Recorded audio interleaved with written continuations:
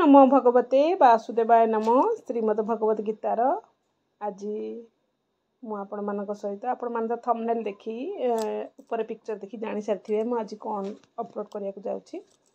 हाँ सांग मैंने मुझे श्रीमद भगवत गीतार प्रथम नंबर श्लोक आपण मान सहित आलोचना करने को जाऊँगी। तापर श्रीमद भगवत गीतार उत्पत्ति केमती कौन होता मुझे अल्प सामान्य धारणा दूसरी तापर मु श्लोकटी आवृत्ति करी। आदि वीडियो भल लगुच निश्चित सांग मान सहित शेयर करूँ।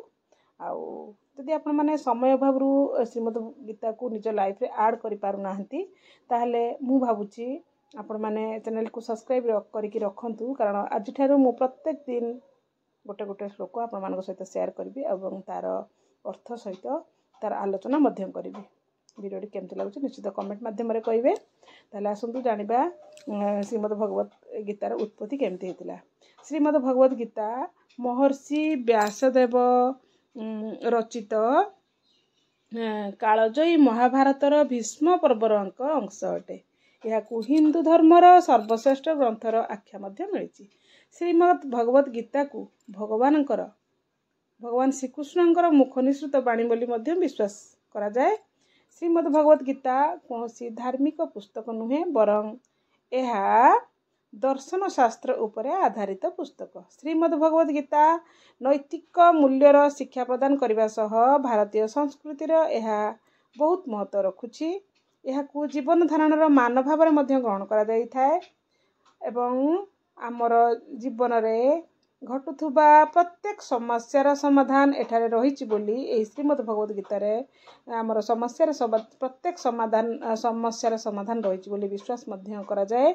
आउ प्रथम नंबर श्लोक रु ही आम जापर आमर श्रीमद भगवत गीता आम जीवन पाई केते जरूरी। ताले आसंतु प्रथम नंबर श्लोकटी सुनिबा। आत्मने नमो ओम परमात्मने नमो ओम परमात्मने नमो। श्रीमद भगवत गीता अर्जुन विषाद योग प्रथम अध्याय 1 नंबर श्लोक मु आपण मानक सम्मुख उपस्थापना रखुची। धर्म क्षेत्र कुरुक्षेत्र समवेता जुजुष्सवः मामका पांडवश्चैव कुर्म कुर्वत् संजय। इस श्लोकर अर्थ होची धृतराष्ट्र कहले हे संजय युद्ध करने पाई इच्छा प्रकाश करी धर्मक्षेत्र कुरुक्षेत्र रे मोर पुत्र माने ओ पांडुपुत्र माने कौन कले। ये धृतराष्ट्र संजय को पचारचंती। यार विचार होचे श्लोकर साधारणतः देखा जाए जदि जनकर पिला माने भलरे पदा को जाई फेरिबा डेरी हुए तेबे माँ बापा को मन को आग पापटा चली आसे। जदि कली कजिया को पुओ चलीगला तेबे माँ मनरे केते आंदोलित हुए से केते ठाकुर को डाके ताहा केवल अनुभवी माँ माने ही जानती। धृतराष्ट्र पुओ माने युद्ध रे निश्चय जितबे यही दृढ़ विश्वास नहीं युद्ध क्षेत्र को गले मध्य जन्म कला बापा माँ मन में केते दुश्चिंता आसुथुब ता कौन भाषा कहीहब। गांधारी ओ कुंती हृदय रे कथा किए बा कहि परिबो। आखिर लुह को साक्षी रखी उभय माँ निश्चित भाव में भगवान को स्मरण करुथिबे एथिरे कौनसी संदेह नहीं।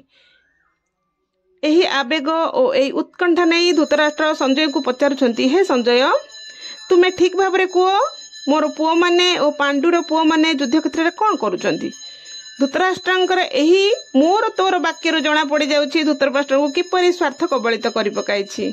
राजार धर्म है समस्त को समान आखिरे देखा समस्त को न्याय विचार देवा, किंतु प्रथम श्लोक जना पड़ुछि धृतराष्ट्र राजांकर कर्तव्य ठीक भाव में पालन करना। जो माने कर्तव्य हेला करती से भगवान जे केते विरक्ति होइथांती ताहा शास्त्र जना पड़े। आमर श्रीमद भगवत गीतार प्रथम नंबर श्लोक रु ही जना पड़ी। बापर स्वभाव चरित्र को नहीं पिला माने निज को गढ़ी थांती। बाप मन रे जेतेबेले स्वार्थ भरपूर रही पिला माने किपर निस्वार्थपर हेबे। एही श्लोक रे धृतराष्ट्र संजय को पचारिबार उद्देश्य हैला धृतराष्ट्र घरे बसी संजय को कथा निज विचार को नहीं कल्पना करिवे एवं तांको